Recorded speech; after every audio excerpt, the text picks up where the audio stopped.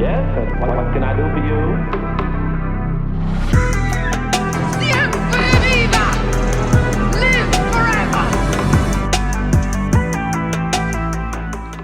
Hola a todos, yo soy Belu. Yo soy Gaby. Bienvenidos a un nuevo capítulo de La muerte nos sienta bien. Hoy ya estamos con la segunda parte del capítulo de Manson. Espero que les haya gustado la primera parte, que estén intrigados por saber qué va a pasar. Así que no vamos a charlar directamente, vamos a ir con el capítulo. Vamos a hacer un pequeño Previously on La muerte nos sienta bien. ¿En qué quedamos la semana pasada? Quedamos en que Manson era ese hombre pequeñito pero muy tenebroso que pasó más tiempo preso que en libertad. Se inventó una guerra racial que según él estaba apoyada por los Beatles y era inminente. Sin embargo, sentía que hacía falta un empujoncito para la situación y le dijo a su banda de sucios hippies seguidores que había llegado la hora de hacer que las cosas pasen. Con eso ya estamos, me parece, en condiciones de arrancar con la segunda parte de Charles Manson y su familia de asesinos. Sí. Si quieren la historia más completa, escuchen el primer capítulo. Si no lo escucharon, no sé qué hacen acá. Vayan a escucharlo y vuelvan. Porque dijimos cosas de vital importancia. Presentamos a gente muy importante para la historia. Así que nada, ¿arrancamos? Arranquemos.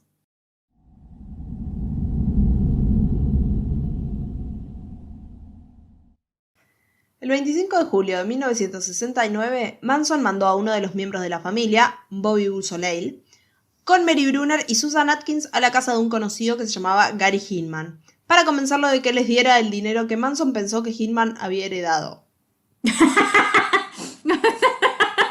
O sea, aparte, ¿y si no hubiera heredado nada? O sea, era como... Bueno, tampoco había una guerra racial que iba a terminar con la humanidad, pero él lo creía. Además me encanta porque tipo, heredé algo, me corresponde a mí, dámelo. Porque es como sí. intentar convencerlo de que les diera la plata.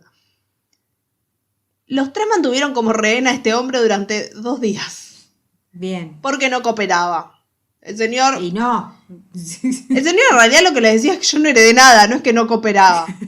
No tengo nada que darles, no hay una herencia que haya recibido hace poco que les sirva a ustedes. No, y aunque la reciba, o sea, ¿por qué tengo que dárselos a ustedes? O sea.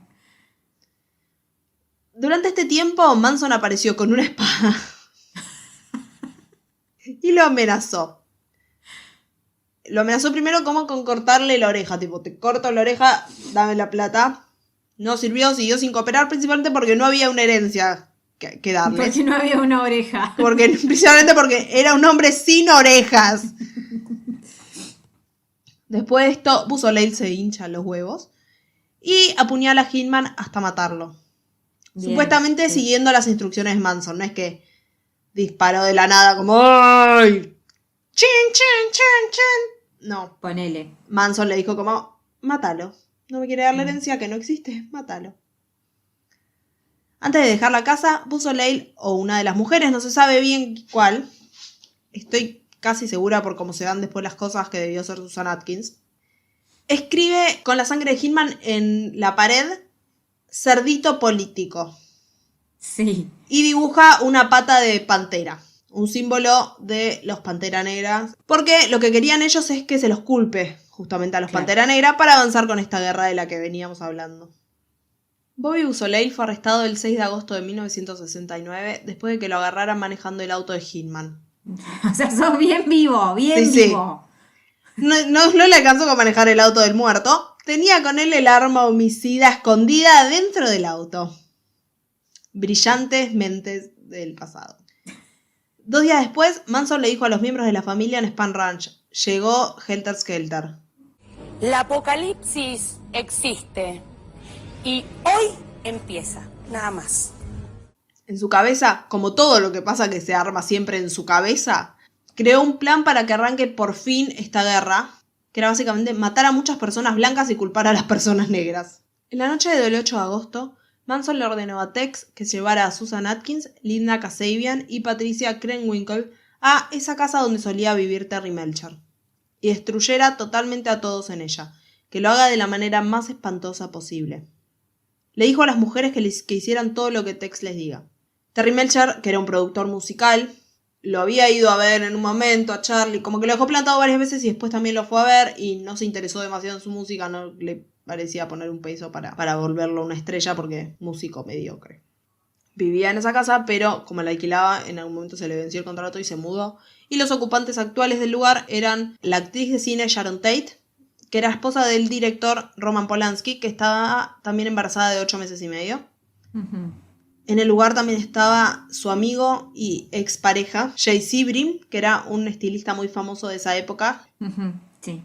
Wojciech Frykowski, acabo de aniquilar el nombre de esta persona. De ahora más lo llamaré solo Frykowski, que creo que lo estoy diciendo dentro de todo más o menos bien. Frykowski era un amigo de Polanski y guionista. Y también estaba la novia de él, Abigail Folger, que era heredera de la fortuna del café Folger. Ujú. Polanski en ese momento no estaba en la casa, estaba en Londres trabajando en una película. Sharon Tate los había estado visitando y había vuelto a Estados Unidos unos días antes nada más.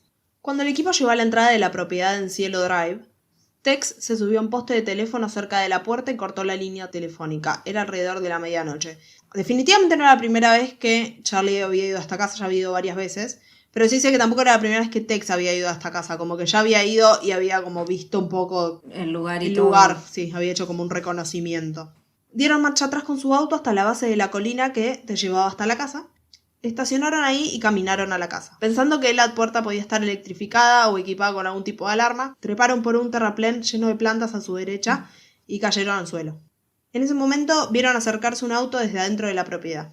Watson le ordenó a las mujeres que se tiraran entre los arbustos. Luego salió y le dijo al conductor, que era un estudiante de 18 años, un nene, Steven Parent, que parara.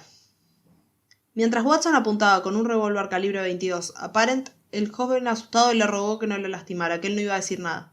Tex primero cortó al chico con un cuchillo, haciéndole una herida en la palma de la mano. Le cortó los tendones y le arrancó el reloj de su muñeca. Luego le disparó 4 veces en el pecho y en el abdomen.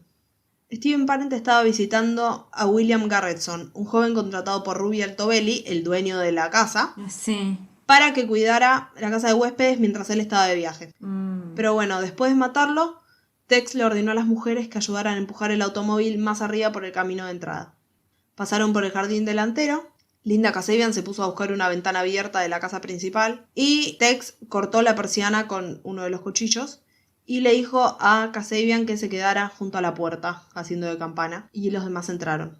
Nadie los había visto y mientras Tex Watson le daba órdenes a Susan Atkins, susurrándole, Frykowski se despertó en el sillón del living en el que estaba durmiendo.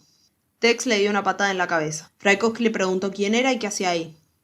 Y el otro estúpido respondió, soy el diablo y estoy acá para hacer las cosas del diablo. Andate a cagar. Todos decadentes, mentirosos, decrépitos, dan vergüenza verlos. ¿Y quiénes son? Siguiendo las instrucciones de Tex, Susan Atkins encontró a los otros 3 ocupantes de la casa y con la ayuda de Patricia Krenwinkel lo llevó a la sala de estar. Tex ató a Sharon Tate y a Jay Sebring juntos por el cuello con una cuerda que había traído y colgado de una viga. Jay Sebring protestó por el trato bruto hacia Tate, que estaba embarazada, y esto llevó a que Tex le disparara. Llevaron a Abigail Folger a su habitación para que les dé su cartera, en la cual nada más había $70. Ujú. Después de eso, Watson apuñaló 7 veces a Jay Sebring, que estaba quejándose del dolor por el disparo en el suelo. Es un crimen horrible. Sí. Es muy, muy feo. No voy a entrar demasiado en detalles, pero es horrible. Las manos de Frykowski estaban atadas con una toalla. Logró desatarse y comenzó a luchar con Susan Atkins, quien apuñaló sus piernas con el cuchillo que ya tenía. Mientras luchaba por irse hacia la puerta principal, Watson lo golpeó en la cabeza con el arma 7 veces. Lo apuñaló repetidamente y le disparó 2 veces. Rompió la empuñadura derecha del arma en el proceso. Pero igual, la víctima logró salir al patio. En ese momento Linda Kasabian medio que se arrepintió de lo que estaban haciendo. Le apareció una conciencia, pero no es que fue a buscar ayuda, llamó a la policía o algo que hubiera sido útil, sino que entró y tuvo como un pequeño intento de detener la masacre, mintiendo y diciendo que alguien venía, pero nadie le dio bola. Y ahí quedó. O sea, no salió, intentó No hizo hacer más. otra cosa más. Lo podría haber Claro. frenado un poco más si quería, pero no hizo nada. Hubiera ido a pedir ayuda a cualquier lado. Claro. Dentro de la casa, Abigail Folger había logrado escapar y había salido por la puerta de un dormitorio al área de la piscina. Patricia Krenwinkel la alcanzó y la apuñaló 28 veces. Mientras Frykowski luchaba arrastrándose por el césped, Tex Watson lo terminó de matar, lo alcanzó y lo asesinó con el cuchillo. Lo apuñaló 51 veces. Es un horror. Mientras tanto, dentro de la casa, Sharon Tate le suplicó que le permitieran vivir lo suficiente para tener a su bebé.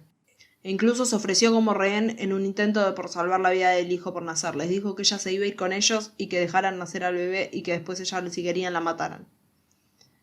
Sus asesinos no aceptaron nada de esto. La apuñalaron 16 veces. Más adelante, Tex dijo que pedía por su mamá mientras la mataban.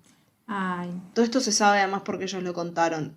Anteriormente, cuando los 4 miembros de la familia se fueron de Spahn Ranch, Manson les había dicho a las mujeres que dejaran una señal, algo de brujería.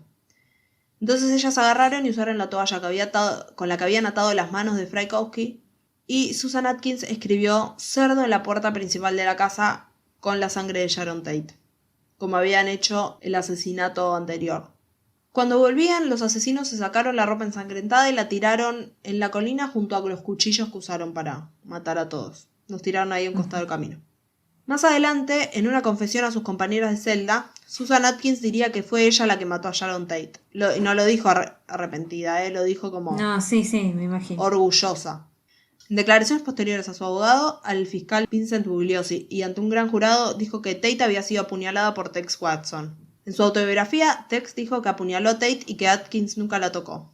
Así que no se puede confiar bien en quién la mató a Sharon Tate porque todos dicen cosas distintas. Lo más probable es que los dos hayan tenido algo que ver. Nadie le atribuyó estos crímenes a las personas negras. Porque que escribas cerdo en la pared no te lo va a hacer atribuírselo instantáneamente a una persona negra, pero bueno.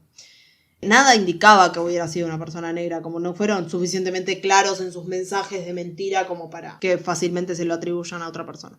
Porque bueno, serían muy malitos, muy asesinos, pero eran bastante estúpidos, porque ese plan nada más funcionaba en esas cabecitas vacías que tenían.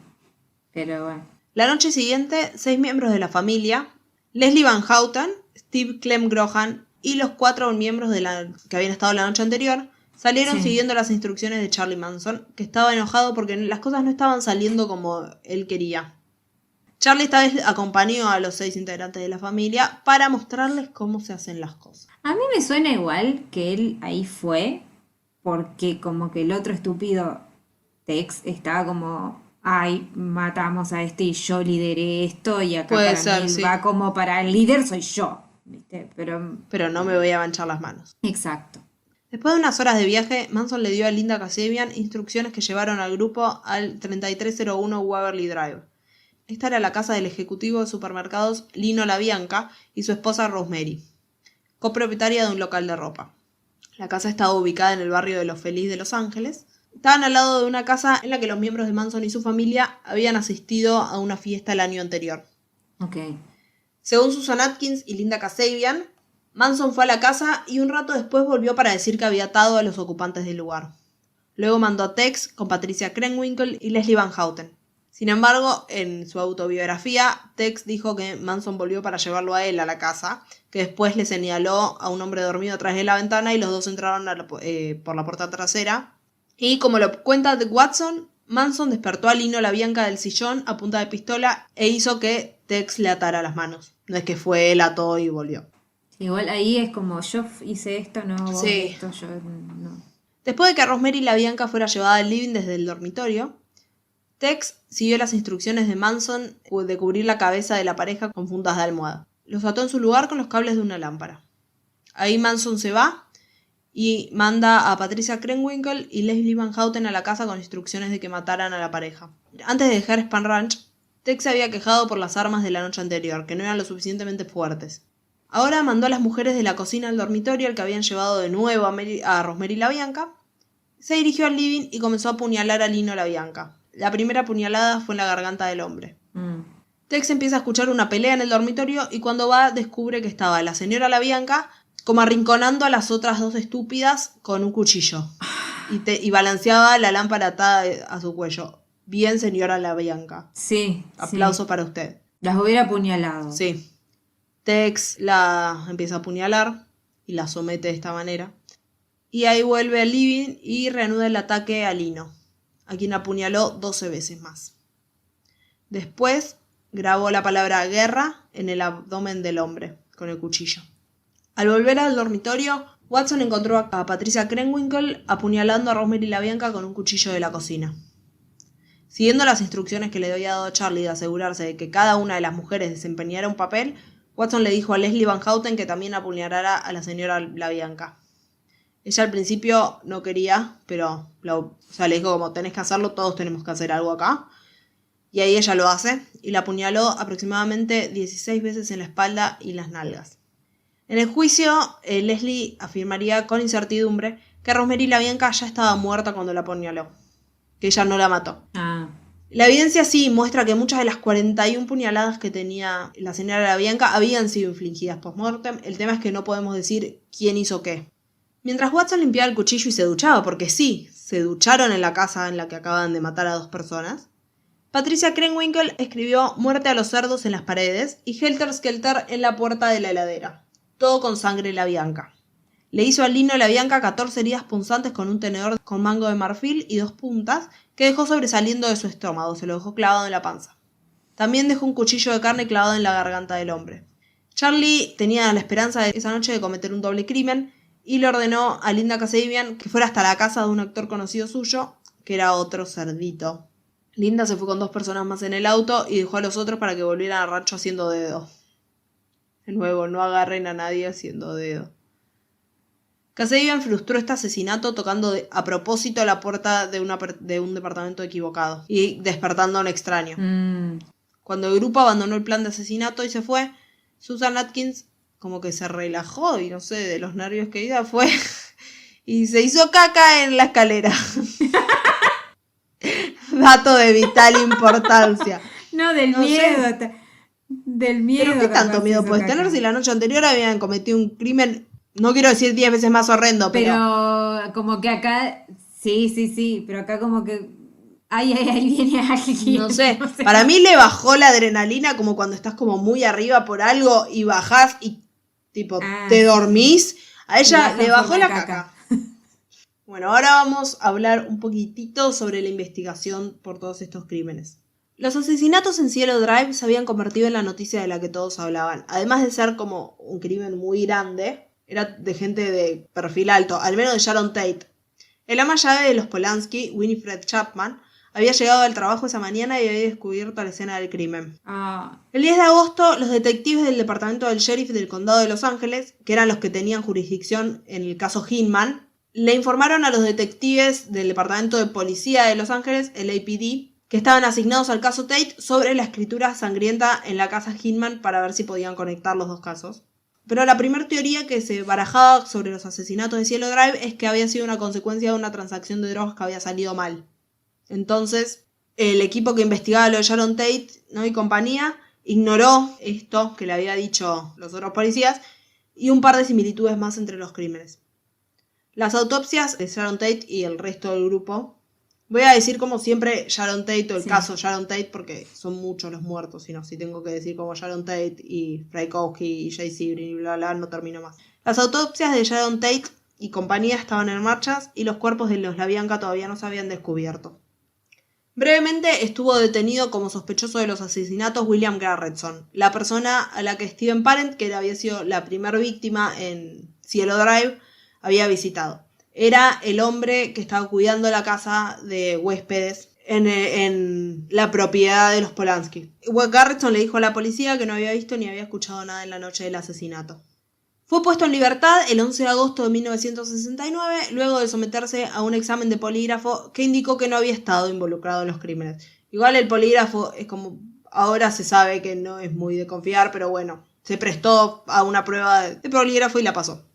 Décadas después, igual en una entrevista, él admitió que había escuchado cosas y había visto cosas. Es más, no sé si no habla también en uno de los juicios, pero que no dijo nada por miedo, que no quería salir. La escena del crimen de los LaBianca fue descubierta alrededor de las 10:30 de la noche, el 10 de agosto, más o menos 19 horas después de que ocurrieran los asesinatos. Frank Struthers, de 15 años, era el hijo de Rosemary de un matrimonio anterior y era el hijastro de Lino. Regresó de un viaje que había hecho a un campamento y se preocupó porque el estado en el que estaba la casa del lado de afuera era raro. No sé, algo hizo que No me acuerdo si habían escrito algo en la pared de acá, creo que no, del lado de afuera, pero hubo Algo le llamó hubo la algo atención. que le hizo darse cuenta que no estaba bien y llamó a su hermana, que fue corriendo con el novio a ver qué pasaba. El novio, Joe Dorgan, acompañó a los hermanos Struthers a la casa y ahí descubrieron el cuerpo de Lino. Inmediatamente no tocaron, no revisaron nada, salieron de la casa y llamaron a la policía. Bien por ellos igual, porque Sí. el cuerpo de Rosemary fue encontrado mientras investigaban más adelante los agentes de la policía. El 12 de agosto de 1969, el LAPD dijo a la prensa que había descartado cualquier conexión entre los homicidios de Tate y la Bianca, que era completamente lo opuesto a lo que buscaban la familia Manson en realidad cuando los mataron, porque lo que quería era que los relacionaran entre ellos y que a su vez relacionaran esto con las personas negras y los culparan, ¿no? Y así arrancaba esta Sí, la guerra guerra. estúpida que se había puesto en mente. El 16 de agosto, por algo totalmente ajeno a los asesinatos, la oficina del alguacil allanó Spahn Ranch y arrestó a Manson y a otras 25 personas como sospechosos de una red de robo de automóviles. Porque lo que habían estado haciendo era se robaban autos Volkswagen, los los escarabajos, y los convertían en buggies, que eran como autos que los adaptaban para andar por el desierto. Y no sé si los usaban después para robar o algo de eso, me parece. Se incautaron armas y los coches robados. Los detectives del caso La Bianca eran en general más jóvenes que los del caso Tate. Posiblemente para mí es porque al caso Tate, al ser un caso mucho más de alto perfil, le debieron poner como a los mejores detectives que tuvieran Claro. la policía. En un informe a finales de agosto señalaron una posible conexión entre los escritos sangrientos en la casa de los La Bianca y canciones de los Beatles, como Helter Skelter.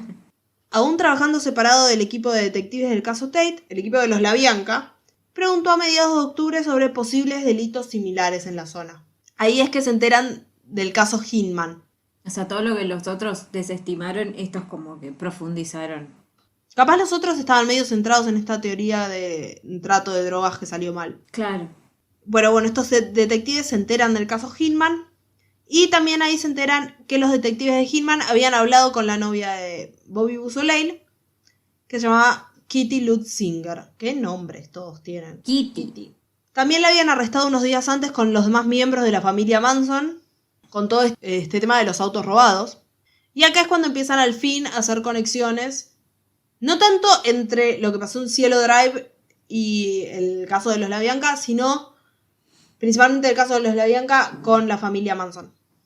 Los detectives del caso La Bianca se pusieron en contacto con miembros de una pandilla de motociclistas que les dijeron que Manson había intentado contratarlos como guardaespaldas mientras la familia estaba en Spahn Ranch. Mientras los miembros de la pandilla les daban información que sugería un vínculo entre Manson y los asesinatos, una compañera de celda de Susan Atkins fue a hablar con la policía sobre la participación de la familia en los crímenes, por cosas que escuchó que decían. Atkins había sido detenida por el tema de los autos Sí. y ahí había sido también como fichada por el asesinato de Hillman. A ella le encantaba hablar de más, le encantaba abrir la boca y contar todo para hacerse como la mejor, Sí. Y cuando la detuvieron hizo eso. Le contó a todas las personas que estaban en la celda lo que había pasado. Si no me equivoco, acá es cuando también conectan a ellos con el caso de Sharon Tate. El 1 de diciembre de 1969, actuando sobre la información de estas fuentes, la policía de Los Ángeles largó las órdenes de arresto para Tex Watson, Patricia Krenwinkel y Linda Kasabian en el caso Tate. Manson, Leslie Van Houten y Susan Atkins ya estaban bajo custodia, así que no fueron mencionados en esta tanda de arrestos, pero caían también en la volteada. Una cosa que habían hecho Tex Watson y Patricia Krenwinkel es que se habían rajado a la mierda de California y lo fueron a buscar. Con ella fue más fácil, pero con él, como que hay un tema de extradición entre estados que no se les hizo tan fácil traerlo Pero, ¿a dónde se fueron? a sus casas. Ay, claro, ahora necesitamos de papá y mamá. En poco tiempo, a la evidencia que había quedado como las huellas dactilares de Patricia Krenwinkel y de Tex, que habían sido juntadas en Cielo Drive, se le sumó también que el 1 de septiembre de 1969, Steven Weiss, un niño de 10 años que vivía cerca del lugar, había encontrado y entregado a la policía el revólver que Tex usó para matar a Steven Parent. A mediados de diciembre, cuando Los Angeles Times publica un relato del crimen basado en la información que Susan Atkins le había dado a su abogado, el padre de este nene que encontró el cuchillo hizo varias llamadas a la policía para decirles, che, mirá que yo en esta zona encontré un cuchillo, mi hijo encontró un cuchillo, y ahí pudieron ubicar el arma en su archivo de evidencia y la relacionaron con los asesinatos a través de distintas pruebas. Manejándose con este relato de Los Angeles Times, se puso a buscar también si había alguna otra pista, y ahí recuperan la ropa ensangrentada que habían tirado por la ventana cuando volvían de matar a Sharon Tate y los demás. Igual en algún momento pensaron que todo eso no lo iban a encontrar. Sí. Pensaron que no los iban a culpar a ellos, capaz lo iban a encontrar, pero nunca lo iban a relacionar con ellos. Claro, pero huellas, o sea... Pero bueno, si no te encuentran, las huellas no sirven de nada. Sí. Los cuchillos descartados en el camino desde la residencia Tate nunca fueron encontrados. Pero sí encontraron un cuchillo atrás de un almohadón de una de las sillas en el living de Sharon Tate, que aparentemente era el que usó Susan Atkins. Y también se lo adjudicaron al crimen. Y ahora te voy a dar el pase a ti, para que nos cuentes qué pasó después. El juicio comenzó el 15 de junio de 1970. La principal testigo de la fiscalía fue Linda Kasabian, quien junto con Manson, Atkins y Crane Winkle había sido acusada de 7 cargos de asesinato y 1 de conspiración. Al no haber participado en los asesinatos, o sea, solo haber estado presente, se le concedió inmunidad a cambio de que diera como testimonio detallado lo que había pasado esa noche. Me da mucha bronca que le hayan dado inmunidad a esta hija de puta. Pero bueno, gracias a eso también se supo un poco más. Sí. Pero bueno, no sé. Originalmente habían hecho un trato con Susan Atkins en el que la fiscalía acordó no buscar la pena de muerte en su contra a cambio de su testimonio, pero se cayó porque Atkins no quería decir nada. Así que el trato fue retirado. Leslie Van Houten no tenía los mismos cargos, tenía menos, porque participó solo del crimen de los LaBianca. Entonces, por esa razón, no buscaron hacer un trato con ella. O sea, tú no nos sirves. Porque no había estado presente en todo lo demás. Originalmente, el juez William King le había otorgado a Manson permiso medio a regañadientes para actuar como su propio abogado.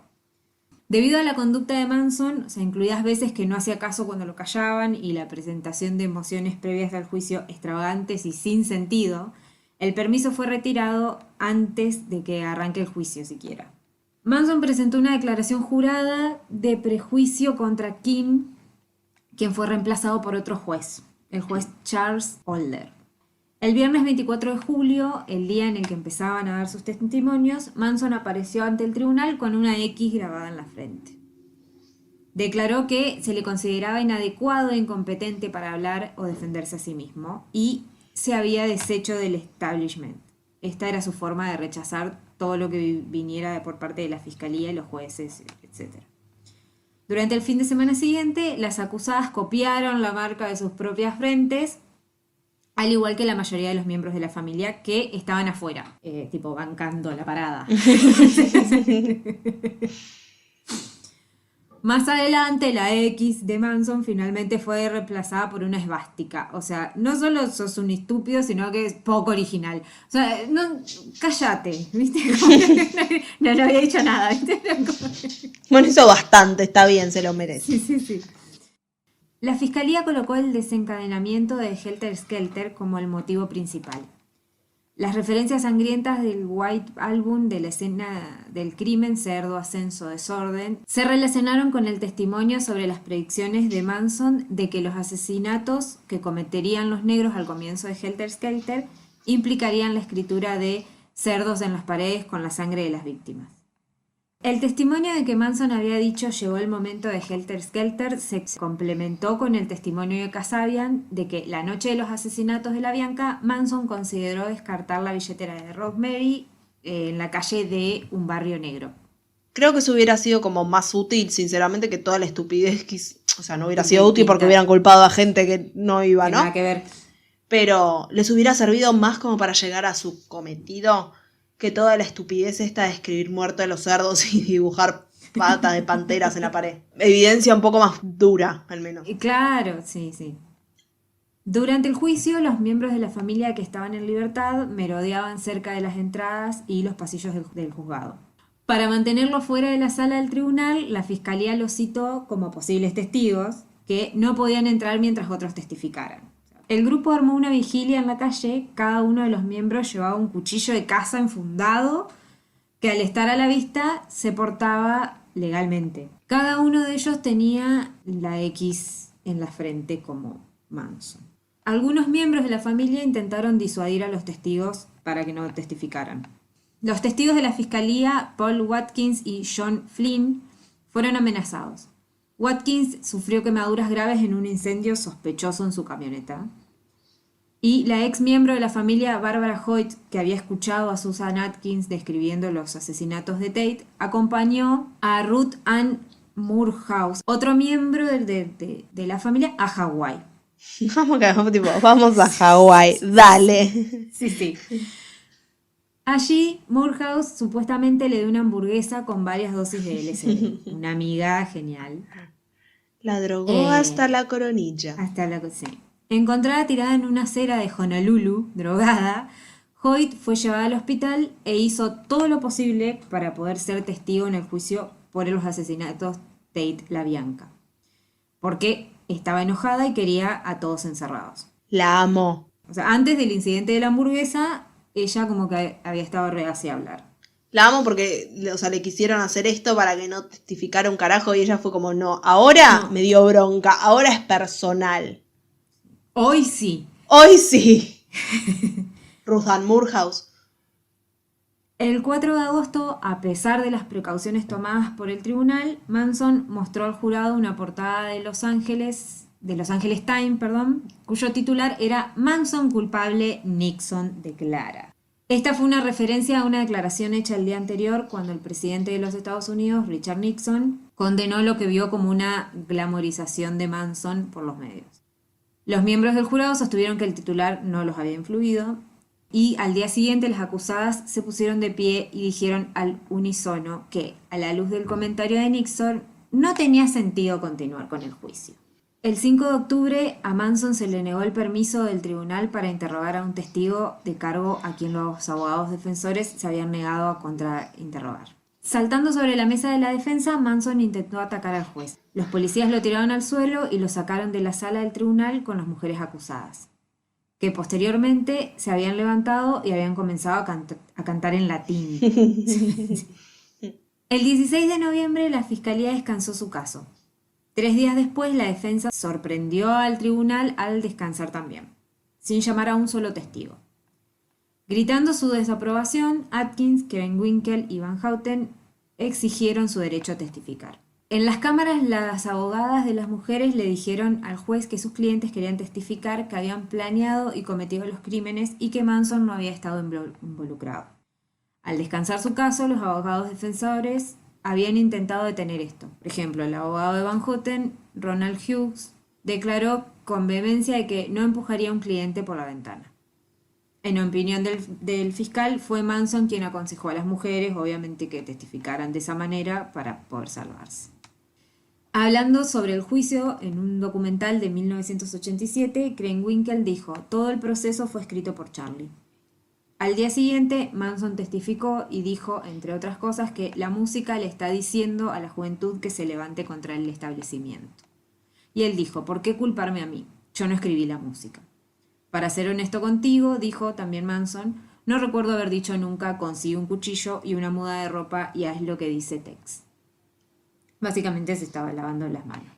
Cuando concluyó el juicio y con los alegatos finales inminentes, el abogado Ronald Hughes desapareció durante un viaje de fin de semana. Cuando Maxwell Cade fue designado para representar a Van Houten en ausencia de Hughes, se requirió una demora de más de 2 semanas para que se familiarice con todo lo que tenga que ver con el juicio, ¿no?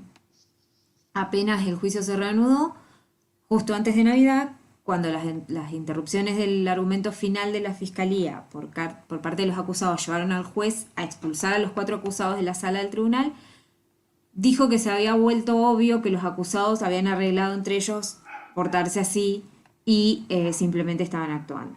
El 25 de enero de 1971 se emitieron veredictos de culpabilidad contra los 4 acusados en cada uno de los cargos en su contra. Los miembros del jurado vieron por fin la defensa que Manson había planeado presentar. Atkins, Krenwinkel y Van Houten testificaron que los asesinatos habían sido concebidos como versiones imitadoras del asesinato de Hinman, por lo que Atkins ahora se atribuye el mérito. Los asesinatos, dijeron, tenían la intención de alejar las sospechas de Bobby Beausoleil, asemejándose al crimen por el que él había sido encarcelado. Básicamente era como que querían sacarle culpa, supuestamente, entonces así habían hecho estos. Querían hacer ver como que el crimen de Hitman no lo había hecho Beausoleil porque mira, él está preso y afuera siguen pasando las mismas cosas. Pero alguien supuestamente enamorado de Beausoleil, Linda Kasabian, mintió para protegerlo. Entre los puntos débiles de la narrativa estaba la incapacidad de Atkins para explicar el por qué, como ella sostenía, había escrito Cerdito Político en la casa de Hitman en primer lugar. En otro momento del juicio, Manson se afeitó la cabeza y se recortó la barba. Y le dijo a la prensa: yo soy el diablo y el diablo siempre tiene la cabeza calva. Lo que la fiscalía consideró como un reconocimiento tardío de su parte de la imitación de Manson. Solo demostraba su dominio sobre las chicas y las acusadas lo copiaron, obviamente. O sea, todas se cortaron los pelos, ¿no? Yo hago ravioles, ella hace ravioles. El esfuerzo por exonerar a Manson a través del escenario del imitador fracasó. El 29 de marzo del 71, el jurado emitió veredictos de muerte contra los 4 acusados por todos los cargos. El 19 de abril de 1971, el juez Holder condenó a muerte a los 4. El día en que se emitieron los veredictos que recomendaban la pena de muerte, llegó la noticia de que el cuerpo muy descompuesto de Ronald Hughes, el abogado, había sido encontrado encajado entre 2 rocas en el condado de Ventura. Se rumoreaba que, aunque nunca se probó, que Hughes fue asesinado por la familia, obviamente. Posiblemente porque se había enfrentado a Manson y se había negado a permitir que Van Houten subiera al estrado y absolviera a Manson de los crímenes. Sandra Wood, miembro de la familia, dijo que Hughes fue el primero de los asesinatos en represalia. El 8 de noviembre de 1972 encontraron el cuerpo del veterano de combate de la Marina de Vietnam de 26 años, James Willett. Meses antes lo habían obligado a cavar su propia tumba y luego le dispararon y lo enterraron mal. Su cuerpo fue encontrado con una mano saliendo de la tumba. Y le faltaba la cabeza y la otra mano. Probablemente debido a animales carroñeros. Su camioneta fue encontrada fuera de una casa de Stockton, donde vivían varios seguidores de Manson, entre ellos Priscilla Cooper, Lynette Squeaky Fromm y Nancy Pittman. La policía entró por la fuerza a la casa y arrestó a varias de las personas que estaban allí. El cuerpo de su esposa de 19 años, Lauren Rennie Chabel, fue encontrada enterrada en el sótano. Ella había sido asesinada muy recientemente por un disparo en la cabeza, en lo que los miembros de la familia afirmaron inicialmente que fue un accidente. Más tarde se sugirió que la mataron por temor a revelar quién mató a su esposo, ya que el descubrimiento de su cuerpo se había convertido en una noticia destacada. O sea, después de todo esto era como que, obviamente. La pequeña hija de los Willett fue encontrada viva en la casa. El grupo había estado viviendo en la casa con los Willett mientras cometía varios robos. Los prolongados procedimientos para extraditar a Watson de su Texas natal, donde se había reasentado un mes antes del arresto, lo llevaron a que sea juzgado por separado. El juicio comenzó en agosto de 1971. En octubre, él también había sido declarado culpable por 7 cargos de asesinato y 1 de conspiración. A diferencia de los demás, Watson había presentado una defensa psiquiátrica. El fiscal Vincent Bugliosi hizo un breve trabajo sobre las afirmaciones de locura de Watson. Como sus co-conspiradores, Watson fue condenado a muerte. En febrero de 1972, las condenas a muerte de las 5 partes fueron automáticamente reducidas a cadena perpetua porque la Corte Suprema de California abolió la pena de muerte en ese estado. Antes de la conclusión del juicio, Tate LaBianca de Manson, un reportero de Los Angeles Times, localizó a la madre de Manson, que se volvió a casar y vivía en el noroeste del Pacífico. Afirmó que en la infancia su hijo no había sufrido ningún abandono. Incluso había sido mimado por todas las mujeres que lo rodeaban. O sea que esta es su palabra contra la de Charlie. Claro, o sea que capaz, en realidad eso que veníamos hablando antes, de que era una mujer que decidía ser madre, no decidía, o sea, no tenía nada que ver. Por ahí siempre quiso estar cerca del hijo. Bueno, igual en algún momento se presentó contra un juez con un juez y le dijo, no quiero ser su madre, quiero mandarle a un orfanato, porque eso sí, lo llevó ella, eso está comprobado. De tal palo, el 5 de septiembre de 1975, la familia volvió rápidamente a ser el centro de atención, cuando Squeaky Fromm intentó asesinar al presidente estadounidense Gerald Ford. El intento tuvo lugar en Sacramento, donde ella y la seguidora de Manson, Sandra Good, se habían mudado para estar cerca de Manson, mientras estaba encarcelado en la prisión estatal de Folsom. Una búsqueda posterior del apartamento compartido por Fromm, Good y una recluta arrojó evidencia que, junto con acciones posteriores por parte de Good, resultó en la condena de Good por conspirar para enviar comunicaciones amenazantes a través del correo de los Estados Unidos y transmitir amenazas de muerte por medio del comercio interestatal. En la década de 1980, Manson concedió 3 entrevistas notables. La primera fue con Tom Snyder para The Tomorrow Show de la NBC. La segunda, grabada en la prisión de San Quentin, fue realizada por Charlie Rose para la CBS News Night Watch, que ganó el premio Emmy de Noticias Nacionales a la mejor entrevista en 1987. Y la última, con Geraldo Rivera, en 1988, fue parte del especial sobre satanismo honorario de máxima audiencia de periodismo.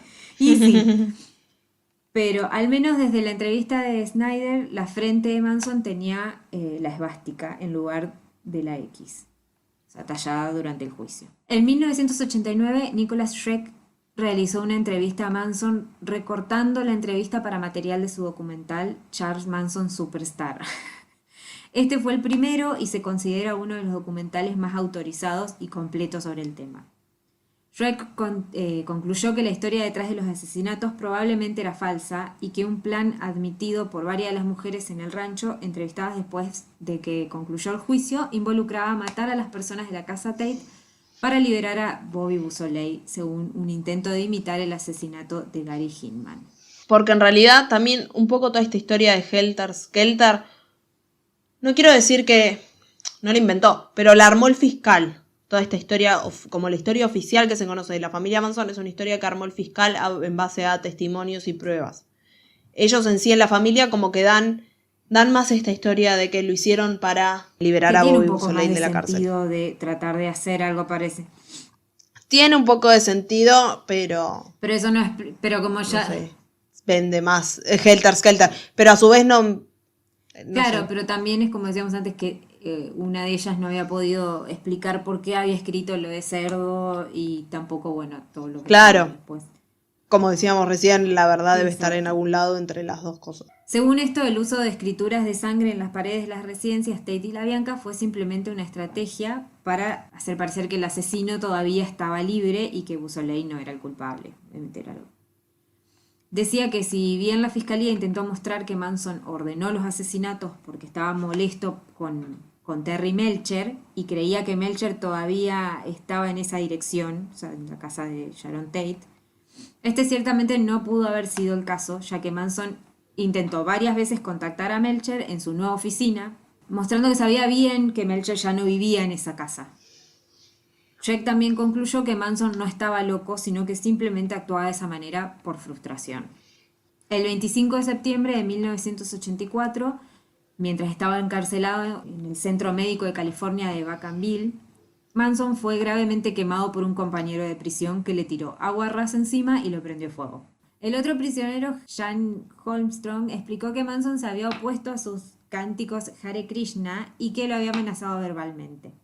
A pesar de sufrir quemaduras de segundo y tercer grado en más del 20% del cuerpo, Manson se recuperó de las heridas.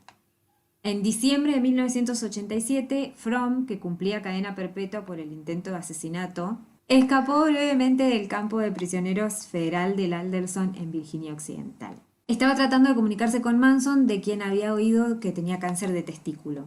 Fue detenida a los pocos días.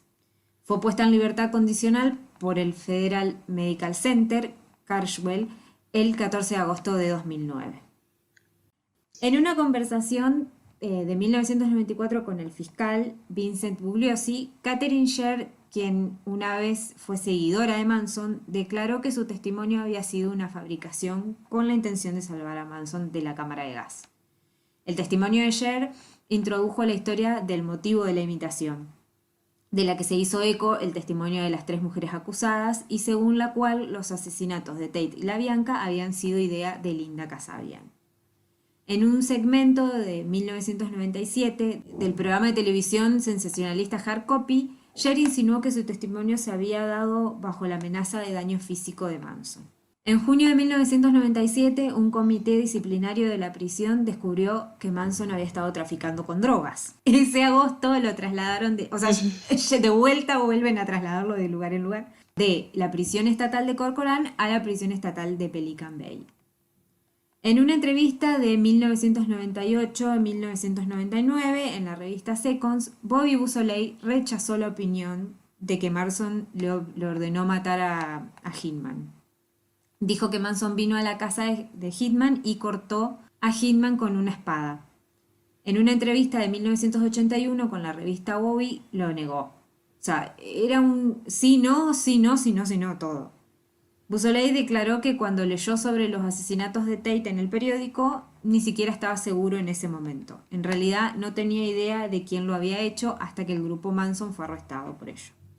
Solo se me había pasado por la cabeza y tuve una premonición tal vez. Hubo un pequeño cosquilleo en mi mente de que los asesinatos podrían estar relacionados con ellos. En la entrevista de la revista Bowie, él había dicho, cuando sucedieron los asesinatos Tate y LaBianca, supe quién lo había hecho, estaba bastante seguro. O sea, como depende a quién le hable, era como... Depende del humor, o sabía o no sabía. Pero ¿en qué andan estas personas horribles ahora, ya, en este preciso instante? No, ahora en la actualidad. A principios de 2008 se anunció que Susan Atkins padecía de cáncer de cerebro. Una solicitud de liberación compasiva, basada en que en su estado de salud, fue denegada en julio de 2008 y se le volvió a negar la libertad condicional por 18ª vez el 2 de septiembre de 2009. Murió unos días después, el 24 de septiembre de 2009, todavía en la cárcel. Perfecto, me parece bárbaro. Ojalá haya sufrido. Tex Watson sigue vivo y en la cárcel, como pasa con miles de millones de estas personas lacras humanas. Se convirtió en ministro de una orden religiosa evangélica, que él mismo creó desde la penitenciaría y abrió una página también de internet en la que explica, entre otras cosas, que el mundo de Manson, a quien conoció en una fiesta en Los Ángeles de uno de los miembros de los Beach Boys, ofrecía una visión utópica de las cosas, pero en realidad tenía una visión muy destructiva del mundo. ¿Te parece, Tex? ¿Recién ahora te diste cuenta?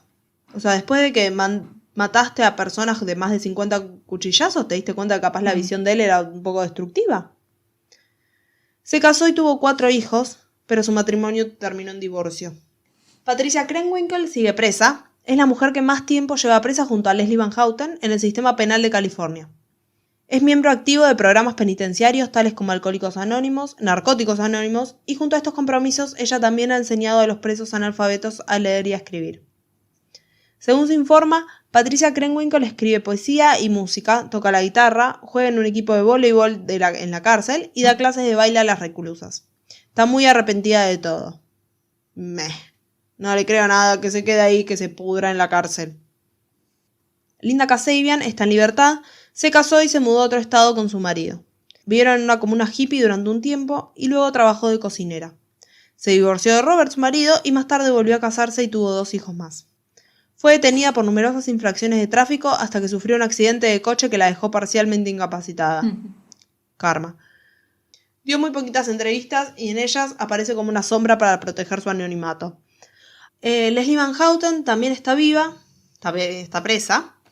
Y el 14 de abril de 2016, el Comité de Libertad Condicional del Estado de California votó por primera vez a favor de su liberación, porque tenía muy buen comportamiento y porque en teoría ella acuchilló a alguien muerto, no lo mató. El gobernador de California, Jerry Brown, en ese momento, tampoco estaba de acuerdo con que alguno de este grupo tuviera la libertad condicional, porque bloqueó la recomendación de liberación de Van Houten el 22 de julio de 2016 y la volvió a bloquear de nuevo en el 2017. En junio de 2019, el nuevo gobernador de California, Gavin Newsom, también bloqueó una de las recomendaciones de liberación. Bien por ellos que la sigan bloqueando hasta que se muera. Por último, ¿qué pasó con Charles Manson? Estuvo preso hasta el último de sus días. Nunca jamás admitió su participación en los crímenes. Siempre lo negó, diciendo que él no tuvo nada que ver, que él no mató a nadie, que los otros lo hicieron por este tema para salvar a Bobby Soleil de la cárcel, pero él no tiene nada que ver con nada. En un momento casi se casa con una chica de 20 años más o menos, y él ya estaba cerca de los 80. Era una chica que, si la ves físicamente, parecía sacada de la familia Manson en los 60 realmente. Era una seguidora de él porque sí, sigue teniendo seguidores que lo adoraban desde afuera. Porque sí, siguió teniendo seguidores que lo adoraban desde afuera. Pero esta boda nunca fue llevada a cabo porque descubrió que lo que quería esta chiquita era básicamente tener como los derechos de su cuerpo cuando muriera y así venderlo a un museo y exponerlo ahí y ganar plata. Y él se ofendió. ¿Con mi cuerpo? No. ¿Así? No, le dijo. Demasiado esfuerzo hago, carajo, mierda. El 15 de noviembre de 2017, Manson ingresó en un hospital de Bakersfield, aunque el Departamento de Corrección y Rehabilitación de California jamás lo confirmó. Se murió en el hospital 4 días más tarde, el 19 de noviembre, una semana después de cumplir 83 años. Las causas de la muerte fueron paro cardiorrespiratorio y cáncer de colon. Después de una dura batalla legal por la propiedad de su cuerpo, finalmente Charles Manson fue cremado. No sé qué pasó con las cenizas, ninguno de los hijos se quiso hacer cargo porque ninguno quería nada que ver con él. Me parece que el tema de la batalla es que había como uno que decía como soy el hijo, pero no estaba confirmado y los hijos no querían saber nada y era como quién se lleva el cuerpo. Y lo cremaron, pero no sé qué pasó con las cenizas. Manson y la familia han estado presentes en diarios, en revistas, en moda, en música, en cine. Es una historia que atrae al público, súper taquillera. Hay miles de referencias a él y a sus seguidores en la cultura pop. Salieron libros, incluso el más conocido es Helter Skelter, que es un libro que escribió el mismo fiscal del caso contando toda su teoría y cómo fueron las cosas, que por eso de donde más información hay es de este tema de la guerra racial por el libro este. Manson también influyó en los nombres de artistas y bandas como Spahn Ranch, la banda Kasabian y Marilyn Manson. La historia de las actividades de la familia inspiró óperas, inspiró musicales, inspiró innumerables cosas que si nos pusiéramos a nombrar la verdad es que no terminamos más. Es un caso que todo el mundo conoce, al menos por arriba, por ahí no lo conoces en detalle, pero todos lo saben. Pero lamentablemente también es un caso que está como muy romantizado y muy como glamorizado para Hollywood ya. Es como capaz hay que dejarlo descansar un par de años. Eso estaba por decir, como las películas que no paran de salir. ¡Basta! Sigue teniendo muchos seguidores hasta el día de hoy. Parte de sus seguidores también, los de la familia, lo siguen bancando. No sé sinceramente si Squeaky está viva o está muerta, pero Squeaky debe estar bancándolo todavía si está viva y si se murió se debió morir bancándolo. Pero bueno, es lo que hay. Es horrible. Es un caso horrible. Sí. Es súper cruel. Pero nada, esta fue la larga, muy larga historia de Charles Manson y la familia Manson. Y eso fue todo por hoy. Con esto terminamos este mega capítulo especial de 2 partes. Espero que lo hayan disfrutado. Si nos quieren escuchar, estamos en todas las plataformas en las que se puedan escuchar podcasts, como por ejemplo Spotify, Google Podcasts, Apple Podcasts, ya podemos decir también que estamos. También tenemos todos los capítulos subidos ahí en YouTube. Nos pueden encontrar como La Muerte No Sienta Bien, La Muerte No Sienta Bien Podcast. Con que busquen eso ya van a aparecer todos. Se sube a la par que se sube en el resto de las plataformas. Y si nos quieren seguir en alguna de las redes, nos pueden seguir y dejar comentarios también en Instagram, en @lamuertenosientabien, en Twitter, @lmnosientabien, mail lamuertenosientabien@gmail.com y TikTok La Muerte No Sienta Bien. Eso fue todo por hoy. Nos encontramos de nuevo la semana que viene, a la misma hora, por la misma plataforma en la que vengan escuchándolo. Espero que tengan una muy buena semana. Y nos vemos la semana que viene con un capítulo, ojalá más corto. Seguramente. Adiós. Chau, chau. Yes, what can I do for you?